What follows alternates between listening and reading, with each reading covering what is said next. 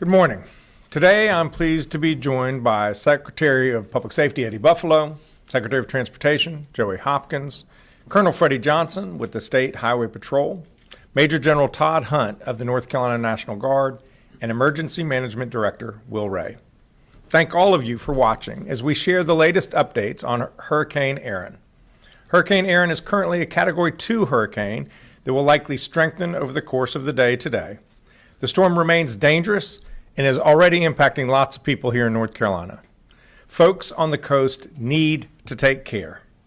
Based on the current forecast, we are anticipating coastal flooding from massive waves, tropical storm force winds, and tidal and storm surge for much of the state shoreline, especially the outer banks from this evening through Thursday. Life-threatening rip currents for most of the week. No one should be in the ocean. And extensive beach erosion along much of the coast. Local states of emergency have been declared in Currituck County, Dare County, and Hyde County. Mandatory evacuations are in place for Ocracoke and Hatteras Islands. If you are under an evacuation order, take action now before it's too late. You can find shelter at the state-operated disaster shelter located at 113 Wilcox Street in Warrenton, North Carolina. Pets are allowed at the shelter. I want to thank Warren County Emergency Management for hosting the shelter guests and the General Assembly for helping to fund it. Yesterday, I declared a state of emergency across North Carolina to facilitate our emergency response and to keep you safe. This statewide state of emergency enables us to send critical resources from across the state and around the country to respond. We've activated a cross-agency storm response that includes the Department of Public Safety, the Department of Transportation, the North Carolina National Guard, the State Highway Patrol, and many local partners. Our state emergency response team stands ready to quickly and decisively respond to any needs along the coast. We have already pre-positioned 3 swiftwater rescue teams and 200 National Guard troops to various locations on the coast, along with boats, high-clearance vehicles, and aircraft. We have on standby some Chinooks from Georgia ready to transport food and water if it becomes necessary. Momentarily, you will hear from Director Ray about the hurricane and our emergency response operations.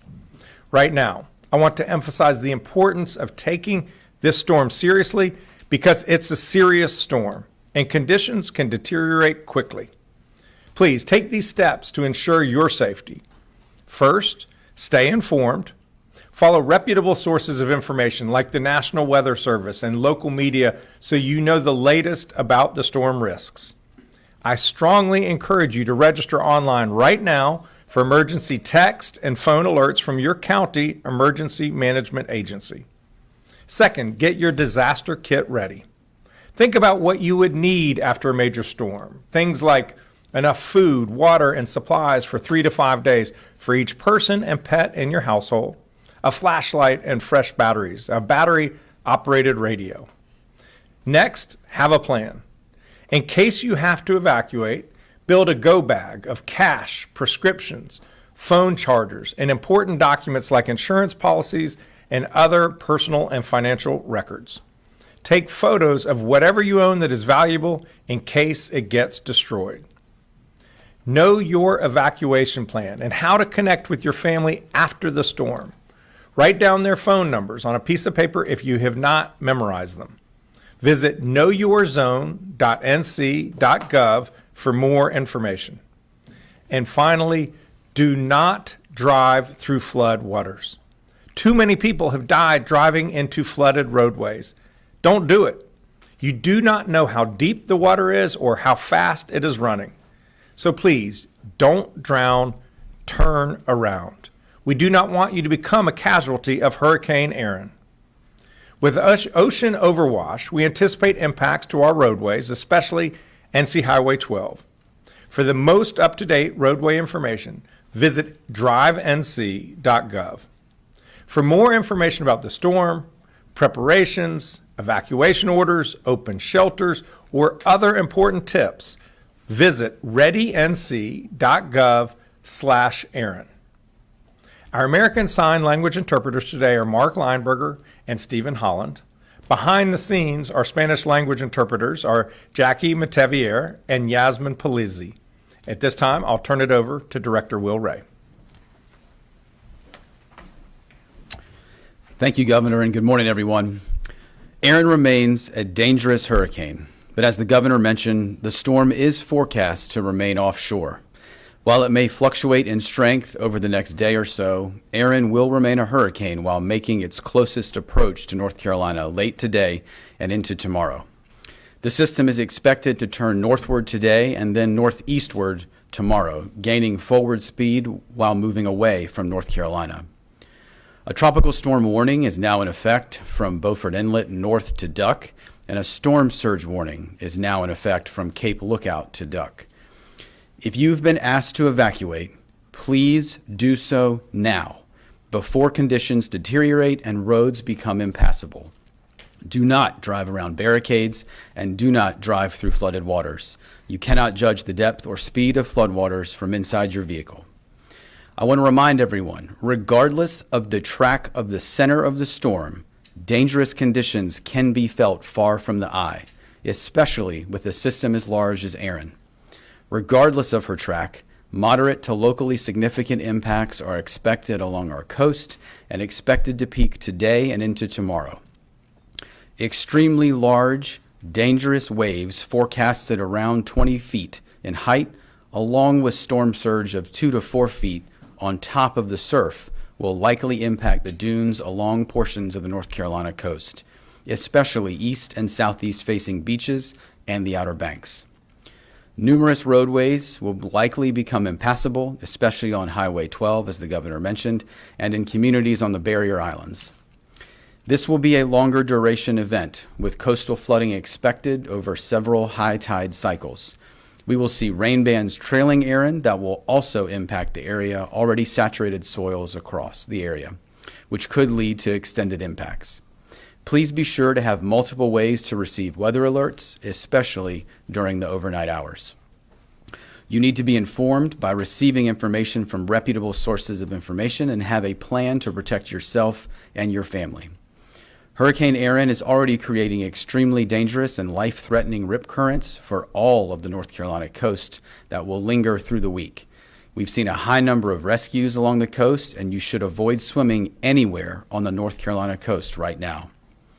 The State Emergency Response Team began preparations late last week as soon as forecasts began to indicate that North Carolina may receive impacts. And today, the State Emergency Operations Center is activated, as is our Regional Coordination Center East in Kinston, to facilitate the movement of resources and commodities into impacted communities and to support local response. Yesterday, North Carolina Emergency Management deployed 3 of our state's swiftwater rescue teams from partners in the North Carolina Marine Patrol, North Carolina Wildlife Resources, and a joint team made up of the Wake Forest Fire Department and Knightdale Fire Department, as well as 3 of our state's search and rescue task forces from Buncombe County, the Charlotte Fire Department, and the Greensboro Fire Department, all of which have water rescue, structural collapse, and wide area search capabilities. These search and rescue assets are positioned in eastern North Carolina to quickly respond to assist first responders and local emergency managers with response needs. We've activated approximately 200 North Carolina National Guardsmen with high clearance vehicles and positioned them across the coastal plain to support quick response into those impacted communities. Aircraft have been placed on standby from the North Carolina National Guard and the State Highway Patrol to support rescue needs as well as movement of commodities, teams, or equipment.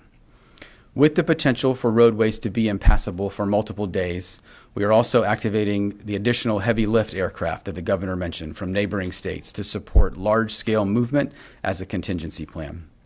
Our logistics teams remain ready to support commodity distribution from our warehouses and partners into those impacted areas. Additional local emergency managers and public safety personnel have deployed from non-impacted portions of our state to serve on incident management teams, which will assist those impacted communities. The North Carolina Department of Transportation has equipment and personnel staged and ready to clear roadways along the coast as conditions improve later this week, and the North Carolina Highway Patrol is working to ensure safe evacuation routes and that road closures are put into place when necessary. As the governor mentioned, there have been evacuation orders for visitors and residents in portions of Dare and Hyde counties, particularly Hatteras and Ocracoke, and those orders do remain in place. Anyone in those areas should heed these evacuation orders for your own safety and as well as other direction from public safety officials. For anyone evacuating that needs somewhere to stay, a state-operated shelter is open and is safely located in Warrenton. As the governor mentioned, pets are welcome at this shelter, and you can find information by visiting readync.gov/Erin.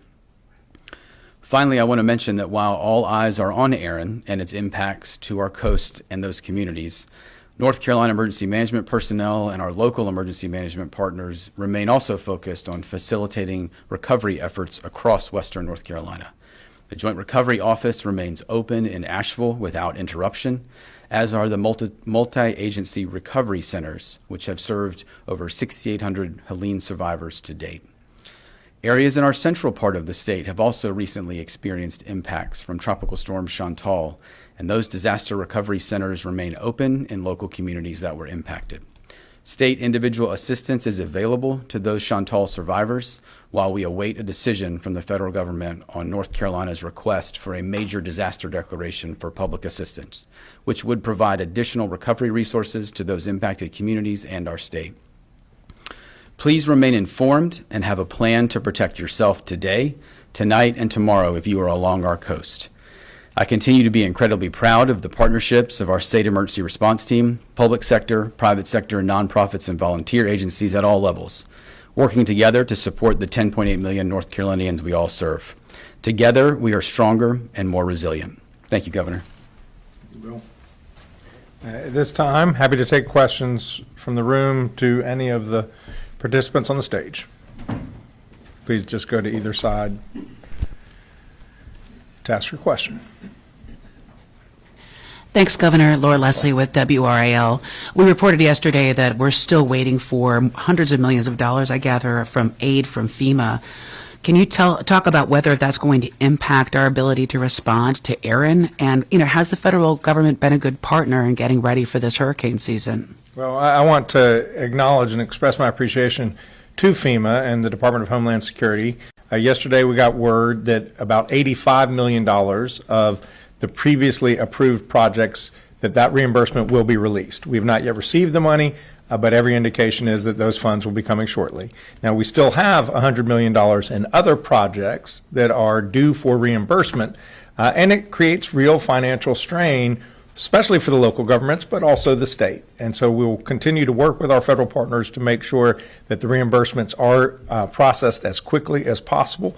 And then we'll have to wait and see what the impacts are for Hurricane Erin to see whether we need federal assistance as it relates to this storm. Is this taking longer than usual? I think it has taken longer than usual. That's true. And just one follow-up question, and that's about reputable information. You mentioned that, and so did Director Ray. We've seen a lot of misinformation and AI on social media out there about this storm in particular. Is there anything the state can do about that, and what do you recommend that people do in order to make sure they're not getting taken in by scams or other misinformation? I think if you want to truly know what's going on with the storm, I would watch weather channels. I would watch local TV news. I would listen to the National Weather Service. I would go to those sources. I would not get my information from social media. It is just too easy for salacious, really dramatic stories to take root and spread like wildfire, even in a hurricane, because that's what people click on. Don't get your news from social media. If you see something on social media that sparks your interest, just go to a traditional website or news source and find out whether it's true. Thank you. Hi, good morning. Dina Harley with CBS 17. I have two questions. One being, with Tropical Storm Chantal, you did not declare a state of emergency right away because that was not a statewide event, but this one isn't either, so can you explain the difference there? And then the second question, another financial one, we obviously still don't have a state budget, which means the rainy day fund also hasn't been replenished. If you can just talk about, like, state-wise, financially, how that works for storms like this while we're still waiting for a budget. Yes. In terms of declaring the statewide emergency, this was going to impact many counties, and when we saw the weather projections, we couldn't anticipate how far west it would go. And by declaring that state emergency, it enabled us to leverage a lot of resources. It also allowed us to make changes on our transportation regulations. The Highway Patrol has to, when there's a heavy truck, if they see a heavy truck, they have to stop it and ticket it if it is excessive in size. Well, by declaring the statewide emergency, we could allow the Highway Patrol to let these heavy trucks go on roads that are safe, not on bridges that can't sustain the weight, to pre-position to respond to whatever impacts the storm are. It also enabled us to reach out to our neighboring states. We don't have the big Chinook helicopters that can move food and water, so it allowed us to trigger that as well. That's why we did it. The Chantal was a much more localized event, but then we came to the conclusion that it would help to declare a state emergency to trigger the relief that was necessary for those impacted people. And then what was your other question was on the money? Yes. These guys have enough money in their account to respond to the storm. Clearly, we need to engage with the General Assembly to make sure that going forward, we have adequate resources to respond to storms like this. Thank you.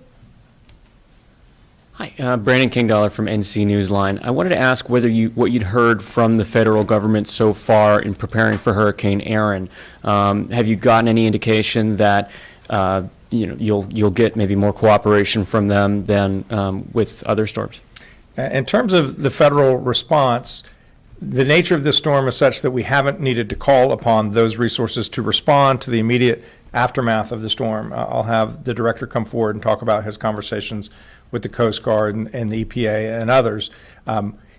We don't know what the extent of the damage is going to be. If it ends up being substantial, then at that point, we're going to have to reach out to the federal government to help us with the recovery, and we just have to wait and see. I'm hopeful that they will respond favorably. Okay, thank you. And why don't you talk about your response to the federal government? Thank you, sir. So I think just in follow-up, I think a couple of things. We have talked to FEMA leadership over the last couple of days daily about just impacts, what we're planning on, anticipated gaps or barriers, and what we may need. And so I think have very good open dialogue with senior FEMA leadership right now if there should be a need, as well as out of our regional headquarters that's based in Atlanta. At this point, as the governor said, I think we're not anticipating significant federal resources to support response. I think as we move through the event, we will continue to reassess that. I think it's also important to note that here in North Carolina, and I think you've heard us talk about this before, we have what's called a FEMA integration team. So we actually have a small team from FEMA across their different parts of their agency that are embedded here with our team every single day.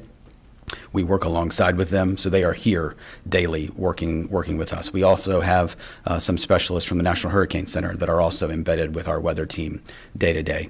I think as the governor mentioned, I think one of the areas we are looking at that often impacts coastal events is when we see some of the coordination around abandoned vessels or derelict vessels, anything that could lead to hazardous materials being in waterways.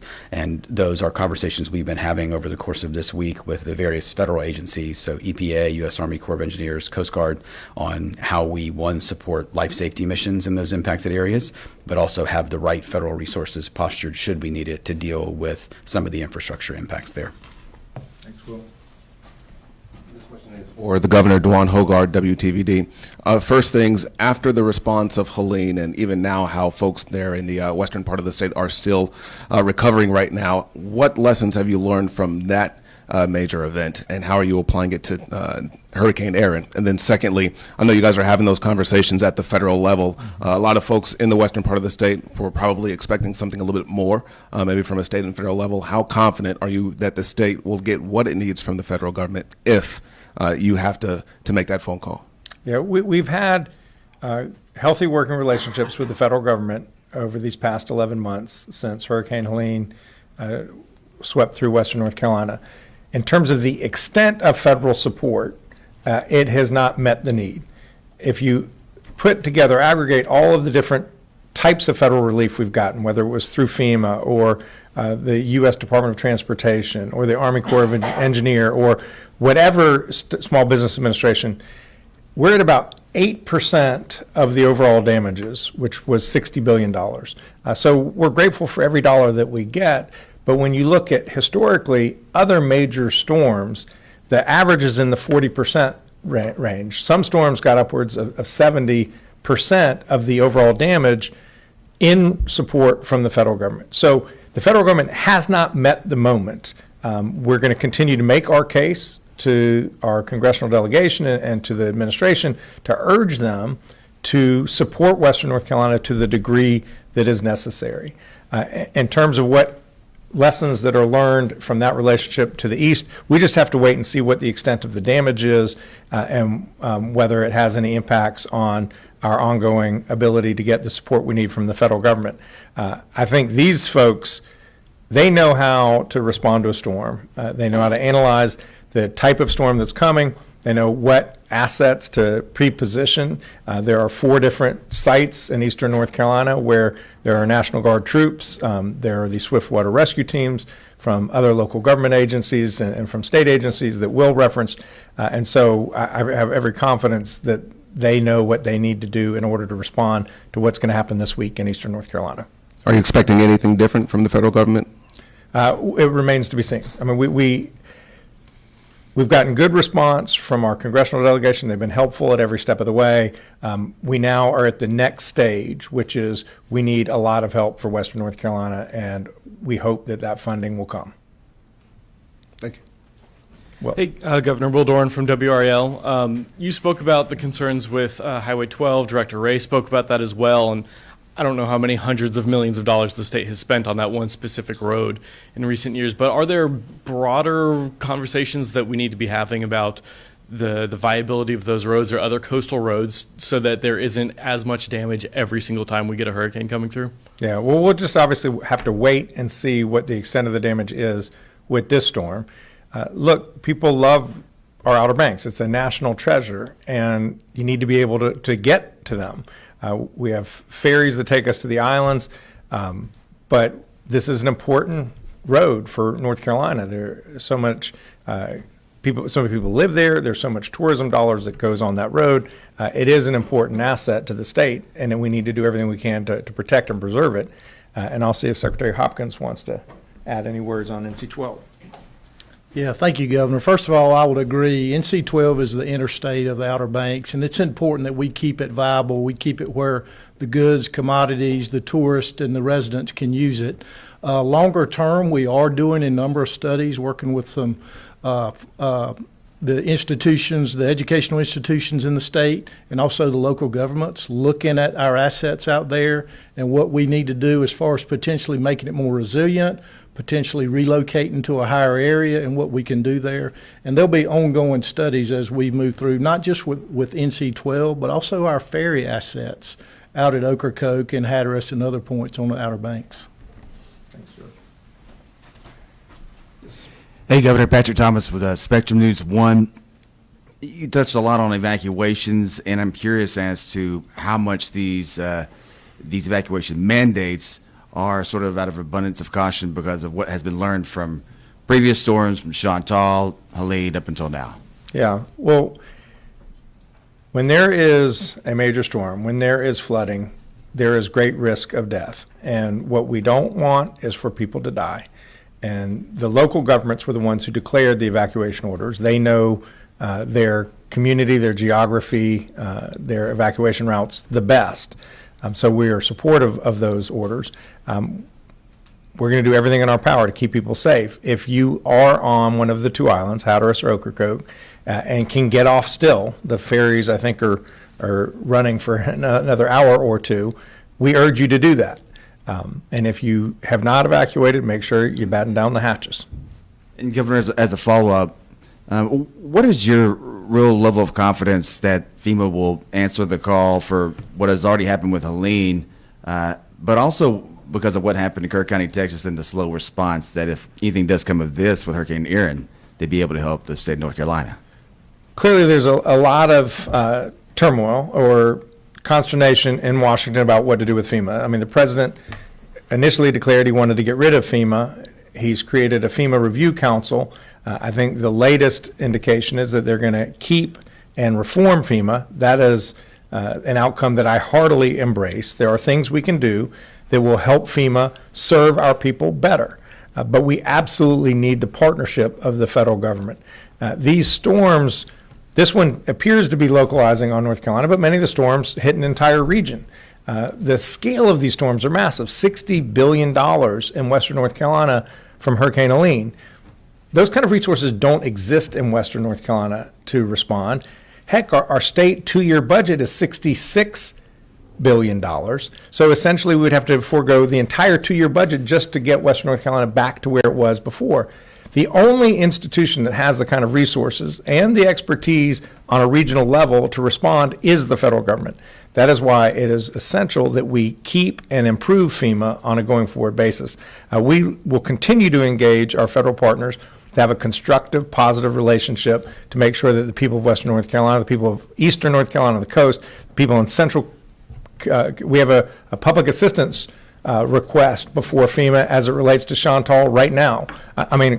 So we need their help, their partnership, and we are eager to continue to develop that. Thank you. All right, and we'll go to the phone. If there are any questions online or on phone, please raise your hand.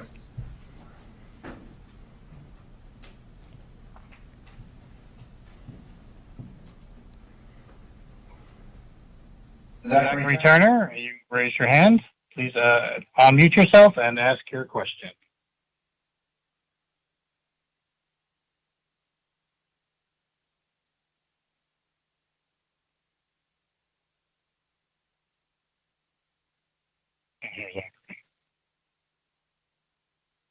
Zachary, we can't hear you. If we can't hear you.